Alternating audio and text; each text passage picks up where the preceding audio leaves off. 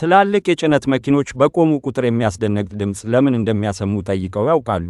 ብዙዎች መኪናው የተበላሸ ወይም አየር እያመለጠው ይመስላቸዋል። ነገር ግን ይህ ድምፅ እነዚህ ግዙፍ ተሽከርካሪዎች በመንገድ ላይ ደህንነታቸው ተጠብቆ እንዲቆይ የሚያደርግ እጅግ ወሳኝ የኢንጂነሪንግ ምስጢር ነው። እንደ ተራ የቤት መኪኖች የፍሬን ዘይት በመጠቀም እነዚህን ግዙፎች ማቆም የማይቻል ነው። ለምን መሰላችሁ? አንዳንድ የጭነት መኪኖች ከ80,000 ፓውንድ (36,000 ኪሎ) በላይ ስለሚመዝኑ ዘይትን በመጭመቅ የሚገኝ ኃይል ብቻውን ሊያቆማቸው አይችልም። ስለዚህ እነዚህ ግዙፍ ተሽከርካሪዎች የሚጠቀሙት የታመቀ አየርን ነው።